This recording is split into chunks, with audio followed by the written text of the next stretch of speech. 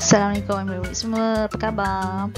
Kita jumpa lagi dalam kelas PTPR, Pendidikan Sains Sosial Alam Sekitar tahun 4. Tajuk kita pada hari ini ialah bentuk muka bumi. Murid-murid tahu tak ini gambar apa? Ini ialah gambar bentuk muka bumi. Bentuk muka bumi ataupun bentuk bumi ialah ciri semula jadi permukaan pepejal bumi.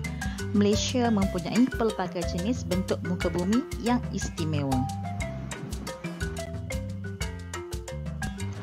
Bentuk muka bumi boleh dikelaskan kepada beberapa bahagian, iaitu yang pertama, tanah tinggi, seterusnya tanah pamah, dan yang ketiga ialah pinggir laut.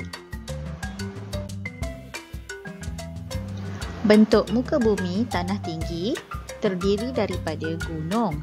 Contoh gunung di Malaysia ialah Gunung Ledang, Gunung Kinabalu dan juga Gunung Tahan.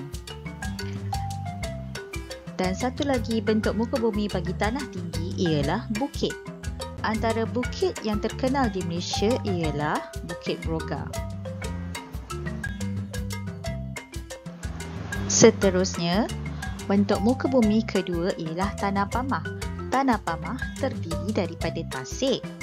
Antara tasik yang terkenal ialah Tasik Kenyir dan juga Tasik Banding. Seterusnya ialah sungai.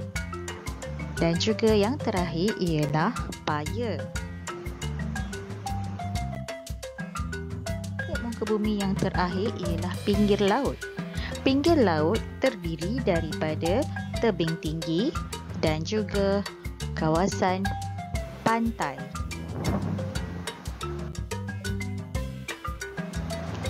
Bentuk muka bumi mempunyai banyak kepentingannya. Antara kepentingan tersebut termasuklah dari segi yang pertama, ekonomi. Sebagai contoh, pertanian di kawasan tanah pamah dan perikanan di pinggir laut dapat menjanakan sumber pendapatan. Seterusnya, kepentingan bentuk muka bumi yang kedua ialah sebagai kawasan tadahan air. Empangan biasanya dibina di kawasan tanah tinggi.